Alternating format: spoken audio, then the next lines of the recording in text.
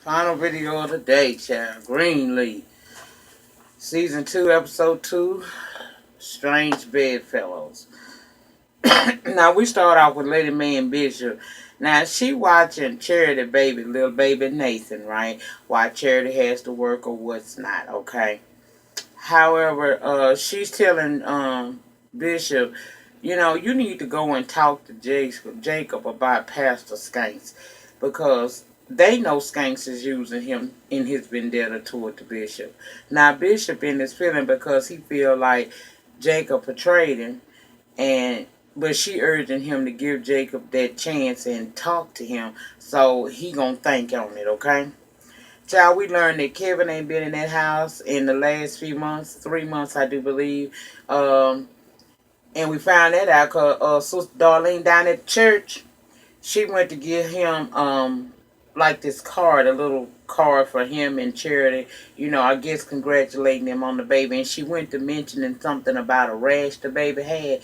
He knew nothing about that, so he ain't been around in the last couple of months, okay? Now, Jacob, he talking to his wife, Carissa, and he kind of upset because, see, he didn't like the way Pastor Skank sprung that promotion to being the leader over at Triumph 2. He felt blindsided. Plus, he was somewhat embarrassed because his family was sitting out there, and she urging him, well, maybe you need to go talk to him. So he do. He go talk to the pastor about it, and he tells him that he would appreciate in the future going forward if he's going to make major announcements or promote him or whatever it is that he wishes to do, that he would at least run that by him prior to doing announcing it, because he felt blindsided. Now, Skank say he hadn't intended to do it. That's what he say. He hadn't intended to do that. He said when he got up there, he felt a word from the Lord. The Lord put it in his spirit and his heart to see it, so he did. Now, he like, Jacob like, you want me to believe this? Skank say, yeah, because that's the truth. He said, look, I thought you'd be more excited considering you've been over there at Calvary how long? And your dad barely used your services. You kind of been under his thumb. I was offering you a chance to get you some shine and showcase your talent. Show what the Lord is doing within you, okay? Now, that's straight bull because Skank has studied these folks, y'all. He knows Jacob wants his dad approval and respect, so he planned on that and disguising it as he had a word from the Lord that told him to promote Jacob. Now we get this little cute scene with the cousins, Zora and Sophia.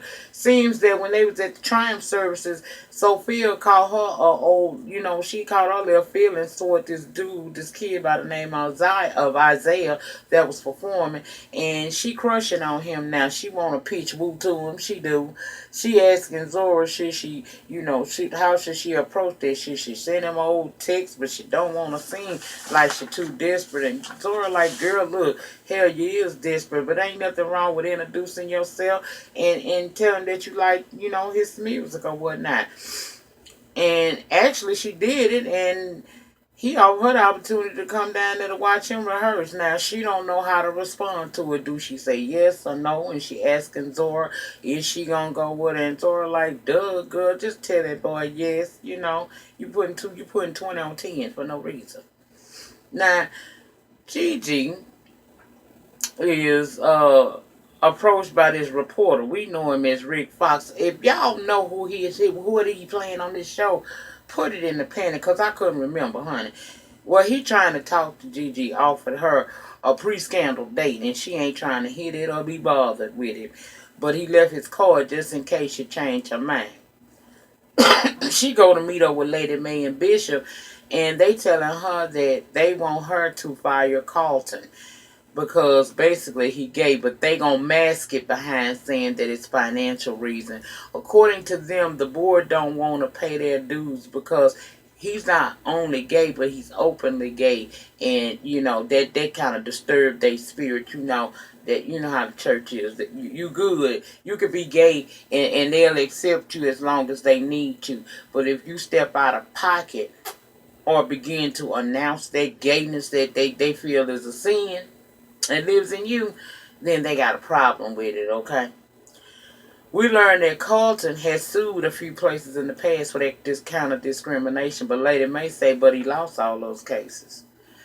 Child, the decision seems to be made that he has to go. So Gigi go and try to talk to Charity about it, because you know Charity, her good is Carlton's good girlfriend, and she in there with Jabari. Come to find out, Jabari is helping produce her album, and you can see the chemistry that's building between the two of them. So I'm looking for them to wind up hooking up in this season, you know.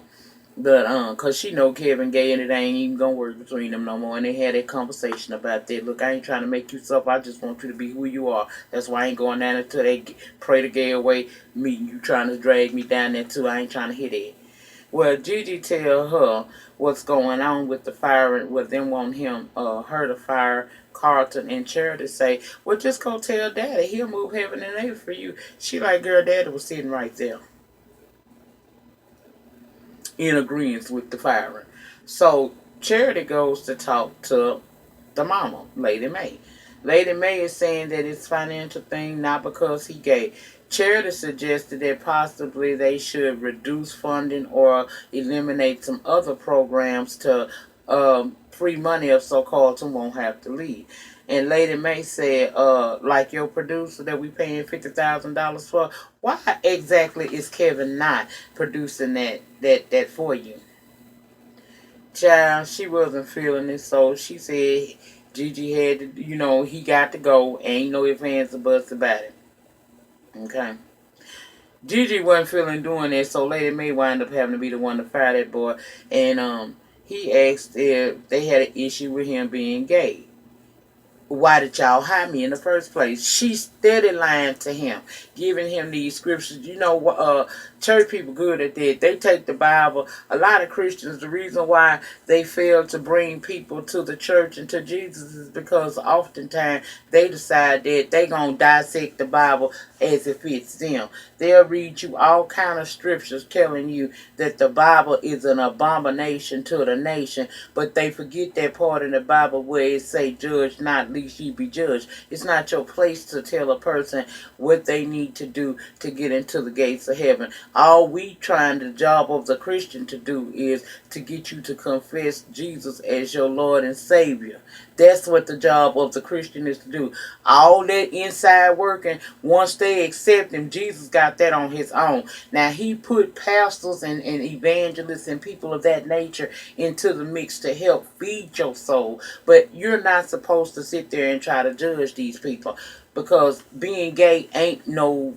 It's not like it's something that you can get rid of or pray away. That's just who you are. I think they're born that way, and that's how I feel about that. But she's telling him that, she love him. It ain't got nothing to do with him being gay. It's strictly financial reasons. And she offered to give him great references. And she told him that, like I said, she loved him. He said he don't want to be offensive, but he going to tell her the truth. Honey, I don't bit more believe what you sitting here trying to sell me, but you know what? I love you too. And I pray one day that whatever's inside of you is fixed. That's something that makes you think that I'm somehow broken because of me being gay. I said, come through a biblical read. That was a biblical read, y'all. Anyway, Gigi, after not being able to be successful at getting her parents to not fire this boy, decides she gonna call the reporter. And I'm thinking, oh hell, because y'all know Gigi ain't nothing but an activist this season. She was one last year. And they discussing it, so I'm thinking she gonna put some tea out there, but she didn't exactly put no tea, but she up to something, and that's the reason why she went out with him. So we gonna see where this gonna go, okay? Plus, I think she got a little feelings for him, because he is a nice little piece, okay? Now, Uncle Creepy-ass Mac has been calling Lady Mae, and she wasn't responding. When she finally does respond, he's saying that she need to come and see the dad because he nearing the end. Y'all know he down there at the hospice. At first, she thought it was a lie, an excuse for him to get to her. But Bishop tell her, no, I think you need to go see your daddy, and I'm going to go down here too, because he going to put, I guess he did what they call the last rites on the man or whatever while he alive. And then he was asking him, did the custodian dude that burnt up in the church fire, Did he have a son? Because they only heard about the daughters. And that's the same thing the daddy said. Daddy Creepy say he feel, he don't know nothing about no boy child. He only know about the two girls. So, you know, that right there is something I guess Bishop gonna be checking into. Well, they was talking and Uncle Creepy Mac come in and Bishop ain't here for him at all. He ain't here for him at all. So he goes to leave and Bishop and Mac wanna have a conversation with him. He tell Mac, let me tell you something. I know that the Bible said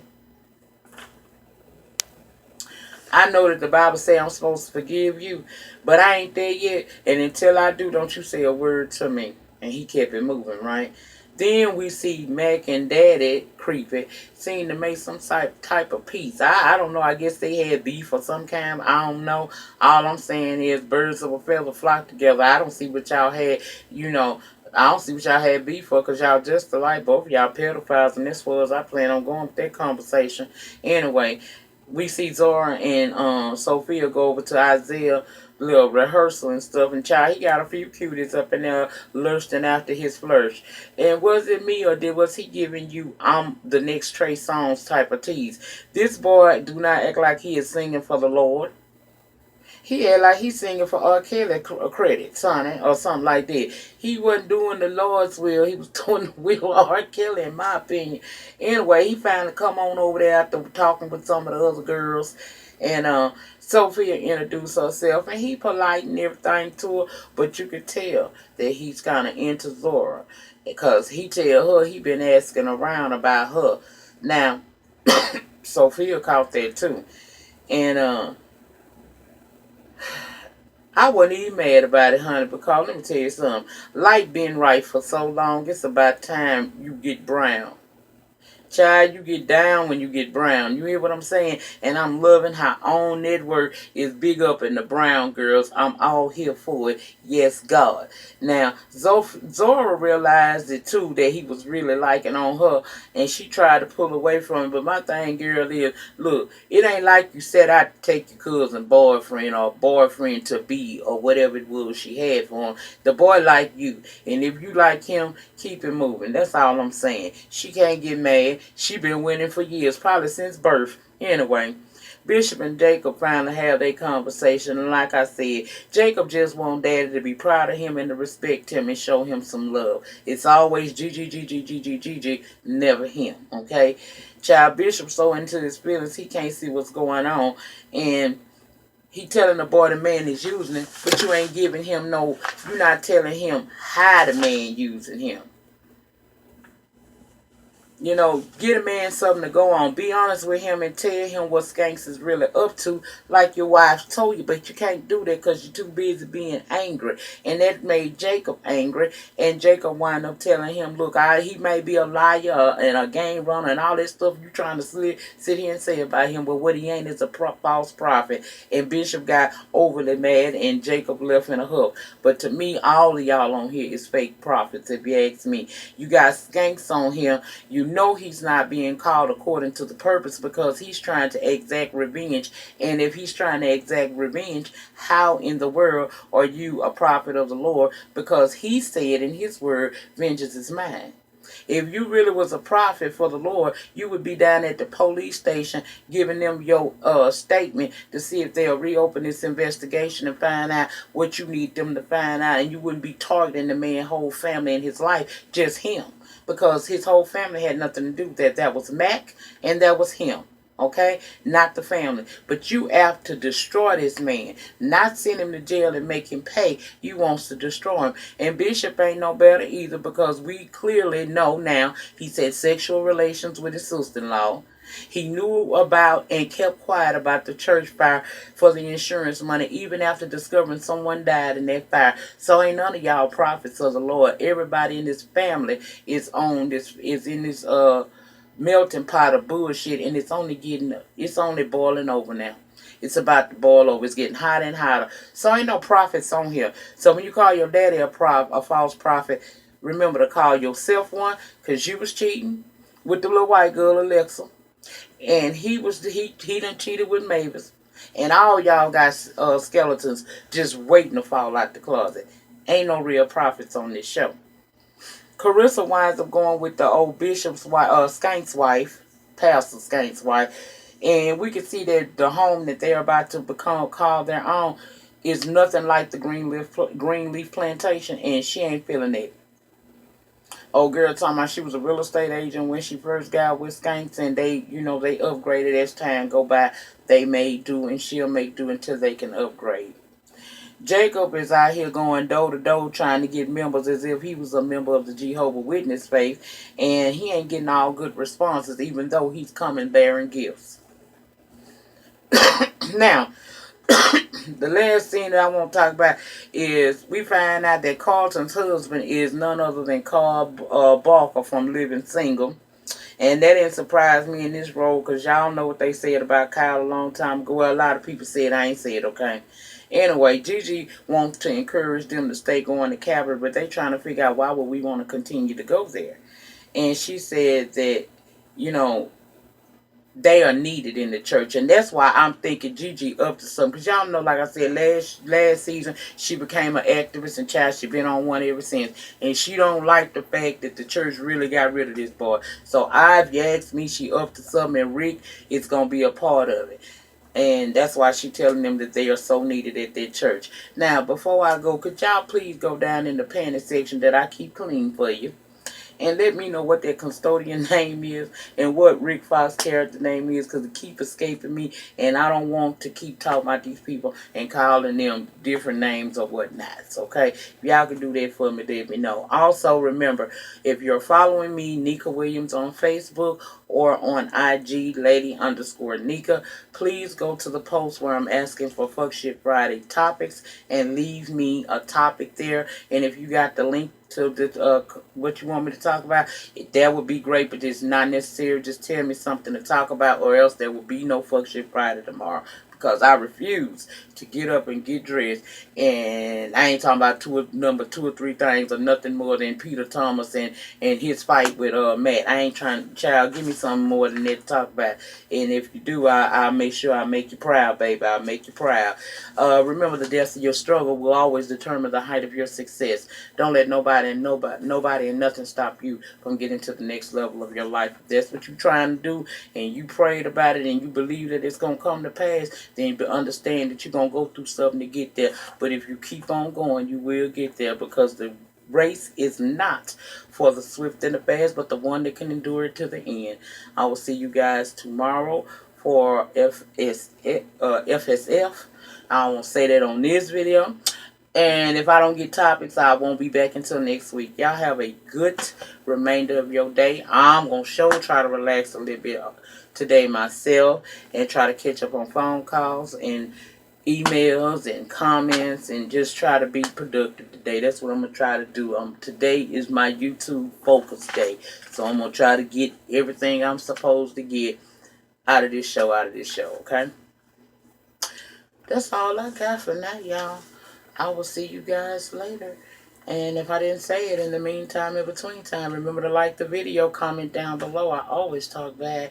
And share the video so we can get us some new members. We getting members in, girl. We need us some new members. I'm ready for all y'all to be a part of the Love Thing family over here, okay? I will see you guys later. Remember to hit me up on Facebook, Nika Williams, or IG, Lady_Nika, and leave me some topics, or just follow me, friend me, and welcome to my world, honey. That's how I do it. Y'all have a good day. Peace.